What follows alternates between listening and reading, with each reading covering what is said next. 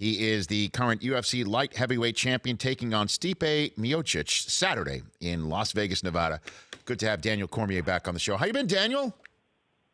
I'm doing pretty good. Thank you for having me, Rich. Oh, come on. I'm just upset you're not here in person. What happened? I mean, you're right. You just one state over. What happened?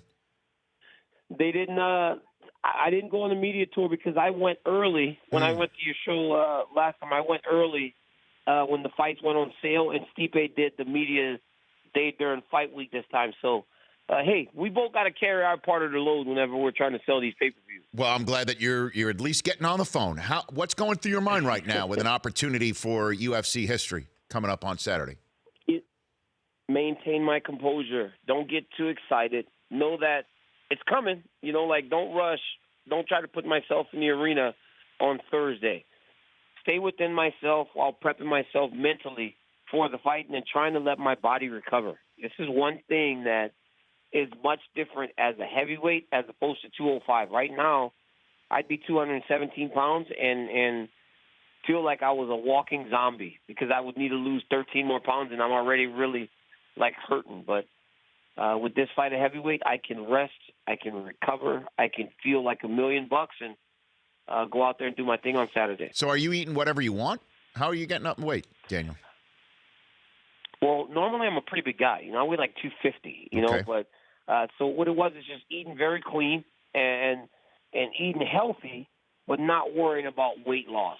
So yeah, I'm eating 4, 5, 6 times a day. But yesterday I had to talk to my guy Ian, the guy that works with my nutritionist. He cooks, and I had to tell Ian, I go, listen, I'm not fighting at 205. The dude gave me one spicy turkey meatball with a handful of sweet potato fries and some asparagus.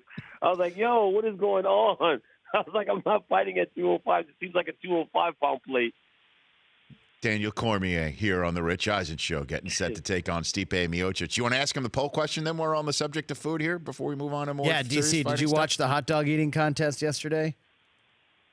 I didn't get to watch it, man. Can I be honest? Yes. Can I just be honest? Yeah.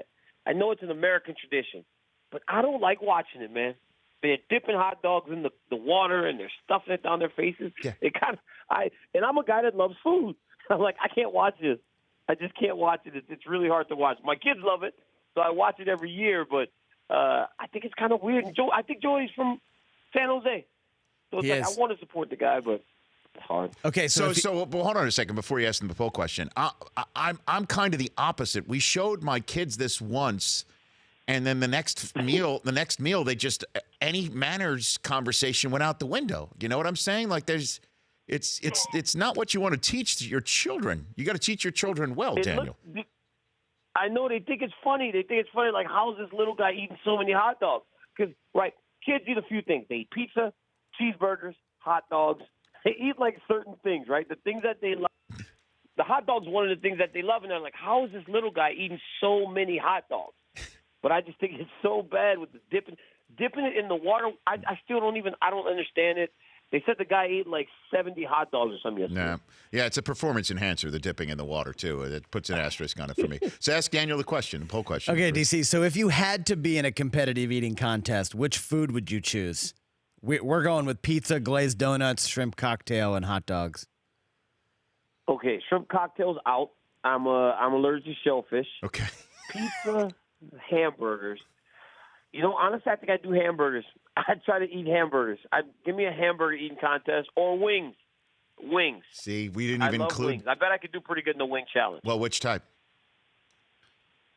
Just regular wings, not spicy. I like spicy, but when you eat too many spicy wings, It turns your lips all red, and it just makes it bad. So give me some mild, medium hot wings, and I bet I'll go to work. I can beat some guys in that. Okay, Daniel. So the world record for chicken wings is 182 wings in 30 minutes. Yeah.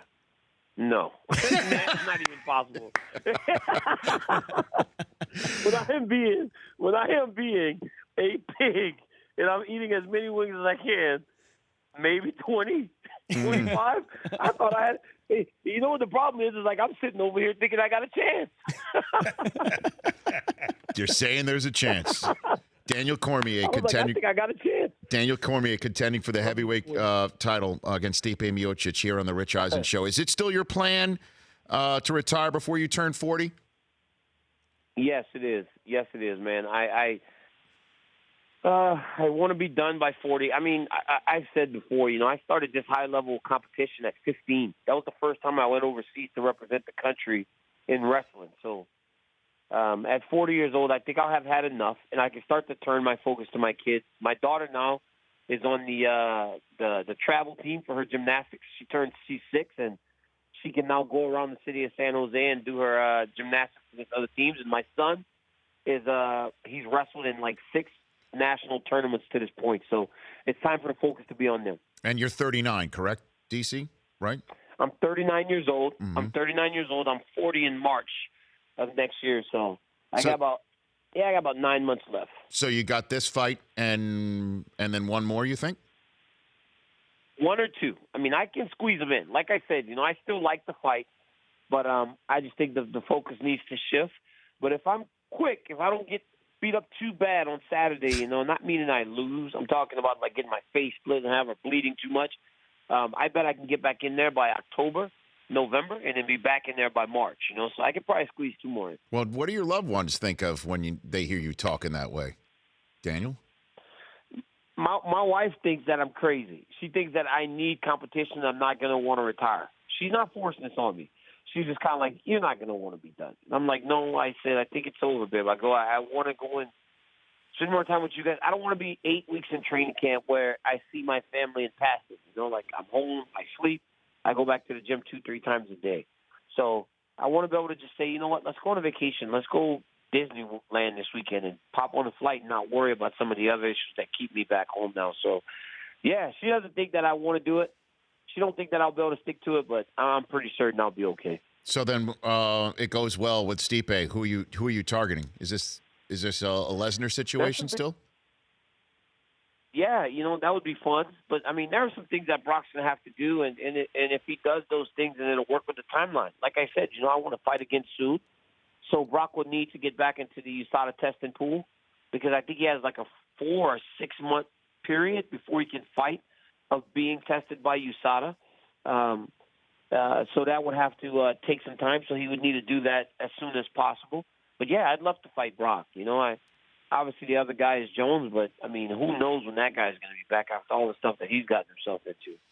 And then what are your thoughts on, if you want to put your analyst hat on, because again you're a co-host of UFC Tonight as well. The Max Holloway news. I guess the co-main event is no longer an event at all now that he had to step aside, taking on Ortega. Rich, that's scary.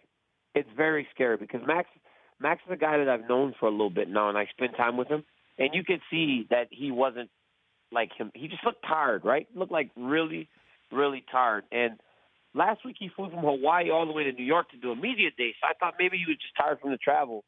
But he said he just didn't feel like himself, And I think that in those situations, especially with the brain, his management team, the UFC, they did a great job recognizing that Max wasn't himself and taking him out of the fight because ultimately health is the most important thing. This guy has a young son, and he needs to make sure that his family's taken care of.